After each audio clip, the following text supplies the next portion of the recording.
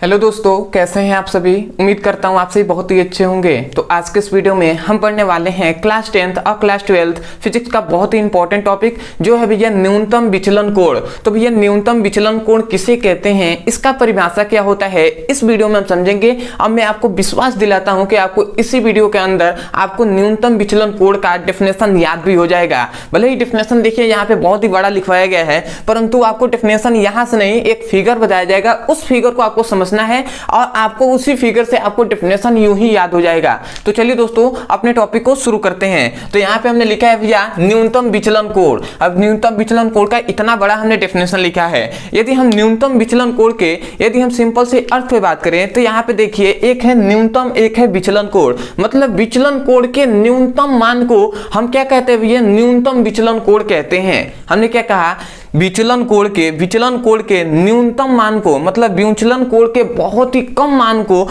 हम क्या कहते हैं, न्यूनतम विचलन कोण कहते हैं। तो ये तो इसका शाब्दिक अर्थ हुआ, परंतु भैया अर्थ तो हमसे नहीं पूछा जाता है, हमसे तो पूछा जाता है परिभाषा। तो यदि आप इतना लिखते हैं कि विचलन कोण के न्यूनतम मान को न्यूनतम विचलन कोण कहते हैं तो आपको एक भी नंबर नहीं मिलेगा। ये वास्तविकता है, आपको नंबर नहीं मिलेगा। जबकि आपको परिभाषा पूछा गया है तो पूरा परिभाषा आपको डिटेल में बताना होगा। तो आइए हम समझते हैं। तो सबसे पहले भैया आता है कि एक ग्राफ हम खींच लेते हैं, एक ग्राफ हम बनाते हैं। इस ग्राफ को आपको समझना है, ठीक है। अब ये दो हमने एक ग्राफ हमने खींच दिया। अब यहाँ पे थोड़ा सा ध्यान देना है। हमने एक पढ़ाया था विचलन कोण जिसे हम डेल से प्रदर्शित करते हैं, एक हमने पढ़ाया था आपतन कोण जिसे हम आई से प्रदर्शित करते हैं। इतनी बात तो आपने जाना ही होगा, ठीक है।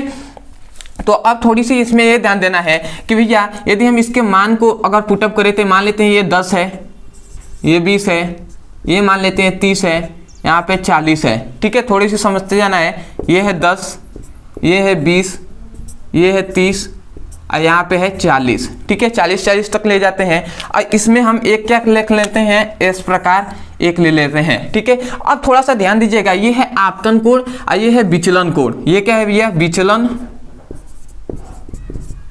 कोण और ये क्या है भैया, आपतन कोण है, ठीक है। तो अब ध्यान दीजिएगा, यदि हम आपतन कोण के मान को बढ़ाते हैं तो विचलन कोण का भी मान बढ़ता है। इतनी बात हमने जाना कि यदि आपतन कोण के मान को बढ़ाते हैं तो विचलन कोण का मान तो शुरू में बढ़ता है, परंतु ध्यान दीजिएगा यदि हम आपतन कोण के मान को और अधिक यहाँ से और अधिक बढ़ाते हैं तो देखिए विचलन कोण का मान घट रहा है। पहले 30 पे था, अब 20 पे आ गया। फिर से और अधिक थोड़ा सा हम बढ़ाते हैं 20 से, अब हम मान लीजिए 18 पे गया तो भैया और इनका विचलन कोण का मान घट गया। देखिए मतलब आपतन कोण का मान जितना हम बढ़ रहे हैं आगे उतना विचलन कोण का मान और घट रहा है। पहले 30 था, उसके बाद 20, फिर से 20 से 18 आ गया। तो मतलब आपतन कोण के मान को हम बढ़ा रहे हैं तो विचलन कोण का मान घटता है। तो सबसे पहले ये पॉइंट्स याद रखेंगे कि यदि आपतन कोण के मान को बढ़ाने पर विचलन कोण का मान घटता है, तब आपतन कोण के और अधिक मान को बढ़ाते हैं तो एक समय के बाद देखिए यहां से यहां तक और अधिक घटा, परंतु यहां के बाद इस न्यूनतम स्थिति के बाद आपतन कोण के एक न्यूनतम स्थिति के बाद विचलन कोण के मतलब आपतन कोण के मान को बढ़ाते हैं तो विचलन कोण का मान अब बढ़ने लगता है।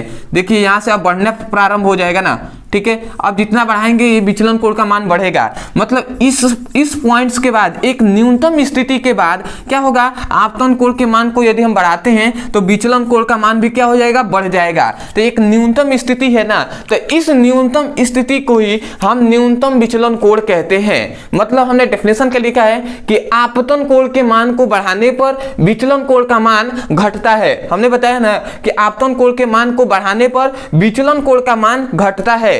तब आपतन कोण के मान को और अधिक बढ़ाने पर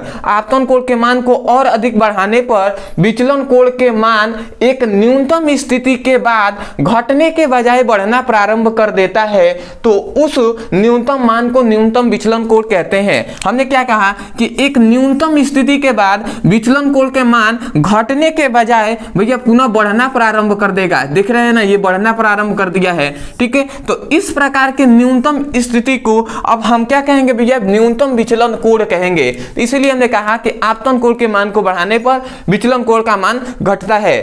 तब आपतन कोण के मान को और अधिक बढ़ाने पर विचलन कोण का मान घटने के बजाय एक न्यूनतम स्थिति के बाद बढ़ना प्रारंभ कर देता है। तो इस प्रकार के न्यूनतम मान को न्यूनतम विचलन कोण कहते हैं।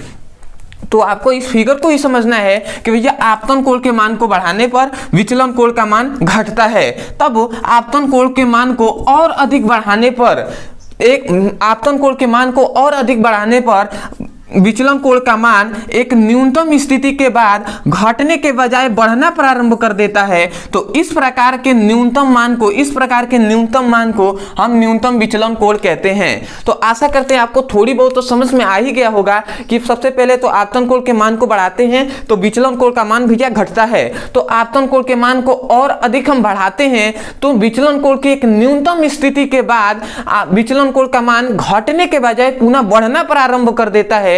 तो इस प्रकार के न्यूनतम स्थिति को हम न्यूनतम विचलन कोण कहते हैं, क्योंकि वही न्यूनतम स्थिति है। इस न्यूनतम स्थिति के बाद यदि हम आपतन कोण के मान को बढ़ाते हैं तो फिर पुनः यह क्या होगा, विचलन कोण बढ़ने लगेगा। तो आशा करते हैं आप समझ गए होंगे, इसलिए हमने डेफिनेशन लिखा है कि आपतन कोण के मान को बढ़ाने पर विचलन कोण का मान घटता है, तब आपतन कोण के मान को और अधिक बढ़ाने पर विचलन कोण का मान एक न्यूनतम स्थिति के बाद घटने के बजाय पुनः बढ़ना प्रारंभ कर देता है। तो इस न्यूनतम मान को ही हम न्यूनतम विचलन कोण कहते हैं। तो आशा करते हैं कि आपको डेफिनेशन समझ में आया होगा।